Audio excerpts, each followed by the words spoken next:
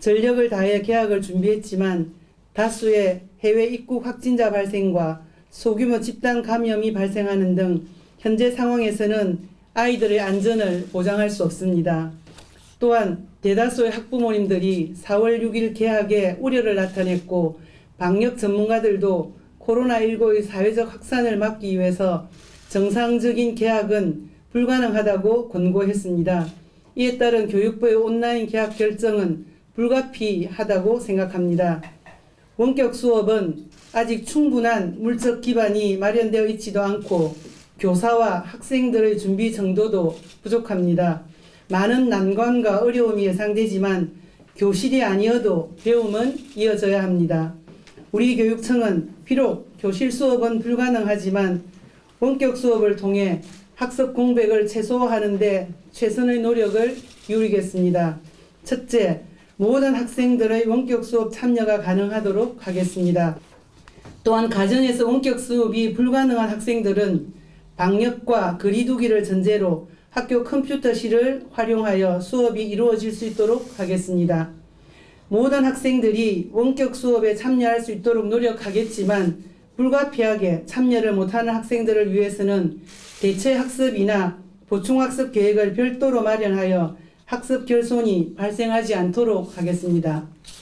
둘째, 교원 역량 강화를 위해 원격 수업 설계와 콘텐츠 활용 역량을 높이기 위한 교원 연수와 컨설팅을 적극적으로 지원하겠습니다. 보유하고 있지 않던 스마트 기기가 9,854대라고 하셨는데 여기가 그거를 확인하면서 혹시 와이파이나 인터넷 환경에 대한 조사도 이루어졌는지, 그리고 만약에 지원이 이루어진다면 그 스마트 기기라는 게 우리가 알고 있는 노트북이나 말씀하신 온라인 환경과 관련한 것도 조사를 했습니다. 인터넷 연결 필요 학생 수라고 조사를 했는데요. 그건 전체 2,039명으로 조사가 됐습니다. 예. 그리고 스마트 기기와 관련해서는 스마트폰, 그 다음에 태블릿 PC, 노트북, 그다음 데스크탑 모두를 다 포함한 걸 얘기를 합니다. 그럼 2,039명은 인터넷을 어떻게 지원을 해주시나요? 네, 인터넷을 지원을 해드릴 겁니다.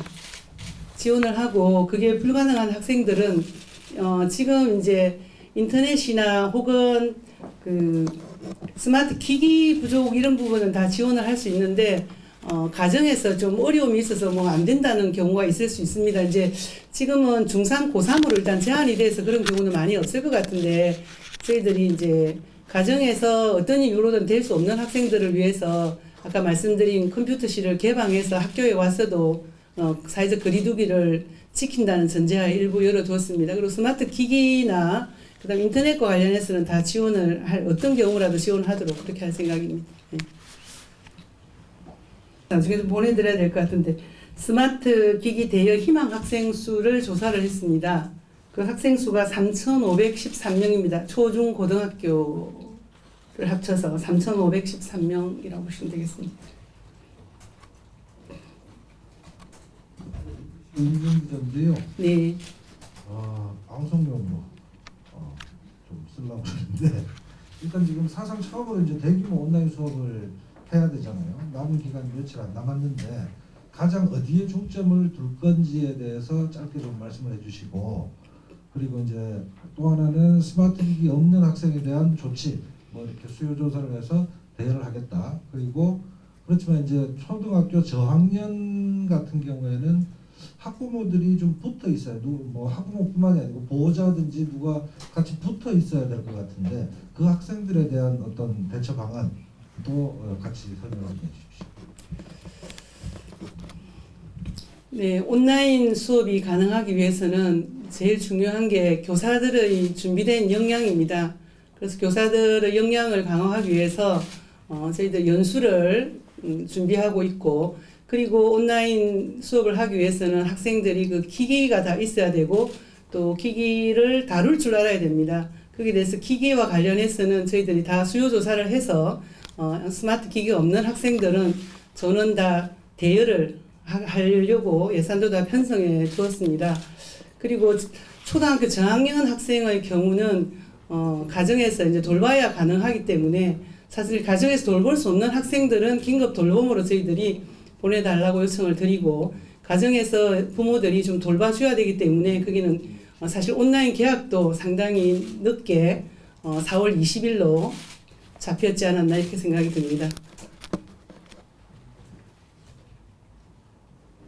예, 또 질의사항 있으면 예, 질의하시죠. 예. 지금 원격 수업 관련해서 교사들이 연수를 받고 있는 걸로 알고 있는데 지금 시범학교에서 운영하고 있지 않습니까? 지금 연수는 몇 퍼센트 정도 교사분들이 받으셨는지 그리고 연수 계획은 또 어떻게 되는지 좀 알려주세요. 지금 연수는 이제 계획이 오늘 이제 실제로 발표가 됐고 그동안 연수 준비를 쭉 해왔고요. 지금 이제 이 학습터에 들어가는 거와 그리고 EBS에 이제 EBS 온라인 클래스에 접속하는 거라든지 이런 부분들은 다 완료가 거의 다 됐습니다. 지금 아마 거의 100% 가까이 학급을 다 개설을 했고요. 그럼 개인별로 이제 예를 들면 쌍방향 수업이 가능한 거라든지 그다음에 그 컨텐츠를 이용한 수업이라든지 이런 부분들은 학교 단에 지금 준비를 하고 있고 우리가 연수를 바로 이제 실시를 할 겁니다. 아직 하지는 않았습니다. 네. 지금 대면 연수를 하나가 좀 고민이 많았었는데 인원은 많지는 않더라도 대면 연수를 지속해서 계속해서 할 거고요. 그리고 학교별로 담당자가 정해져 있습니다. 이제 원격 수업 담당자가 정해져 있기 때문에 그 대표 교사들을 연수를 하고 그 대표 교사들이 학교에서 전달 연수를 하도록 할 거고요. 내일부터 학교가 전부 이제 개학에 들어갑니다. 선생님들이 소위 말하면 근무를 하시게 됩니다. 그래서 근무를 하시면서 학교 단위에서 이제 연수도 하고 우리 교육청에서 대면해서 연수도 하고 이 내용들을 또 온라인으로 탑재를 해서 연수를 하도록 그렇게 할 계획입니다. 그러니까 9일까지는 시간이 좀 촉박하지 않을까? 네네. 아직 시작되지 않았다고 한다면 부족하진 않을까? 그런 부분에 대해서는 우려가 있으신가요? 지금 현재 우리가 탑재하고 있는 부분도 온라인으로 탑재하고 있는 부분도 있고 9일날 계약은 일단 고3, 중3이 이제 먼저기 때문에 고3, 중3을 먼저 하더라도 가능합니다. 왜냐하면 온라인도 저희들이 연수를 개설해놨고 있기 때문에 그리고 학교에서 사실 전부 이제 내일부터 다 근무를 하기 때문에 학교에서 그 수업 준비하는 거 말고는 다른 업무가 없습니다. 그래서 교사들이 내일부터 집중해서 일주일간 그 수업을 준비하고 또 연수를 하게 될 겁니다. 예. 지금 연수라고 하면 제일 중요한 게 이제 쌍방향이거든요. 사실은 굉장히 어려운 것 같지만은 조금 이걸 기기를 잘 다루는 사람한테는 그다지 어렵지는 않습니다, 사실. 그래서 우리도 이제 교육청에서도 4월 2일 초등학교, 중학교, 고등학교 그 교장 선생님을 대상으로 해서 영상으로 회의를 할 계획을 갖고 있습니다. 그리고 초등학교 교장들만 해도 100명이 넘으시고요. 중고등학교도 50명 가까이 넘거나 이렇게 되기 때문에 그런 영상 회의를 저희들도 할 수 있을 정도로 그렇게 어렵지는 사실은 않거든요. 다만 그 학생들이 집에서 또 준비를 하고 그게 잘 맞느냐가 문제지 그 기기를 사용하는 이건 연수가 그렇게 어렵지는 않습니다. 특히 그 상방향이 아닌 컨텐츠를 이용하는 부분은 컨텐츠들이 많이 나와 있고 또 교사들이 직접 이제 자기가 수업을 하고 그걸 찍어서 내보내는 거기 때문에 그렇게 어려운 부분은 아니라고 판단을 하고 있습니다. 예. 예, 저 네, 아까 그 정부 발표를 보니까 그 수능 연기 2주 정도 언급이 되던데 그러면 고3 학생들 그러니까 성적 반영을 위한 고3 학생을 포함해서 전체 이제 초중고교생의 중간고사 그리고 기말고사가 어떻게 조정이 되고 어떻게 반영되는지 좀 알려주세요. 중간고사, 기말고사도 이제 이 개학이 소위 말하면 연기되는 데 따라서 될 거라고 봅니다. 지금 시험이 쌍방향이 아닌 경우는 평가는 전부 이제 학교에 소위 말하면 등교를 해서 이루어지기 때문에 이 등교가 언제 될지에 따라 달라진다고 봐지거든요. 지금 어쨌든 학교 등교가 확정이 안 된 상태이기 때문에 등교해서 시험을 쳐야 됩니다.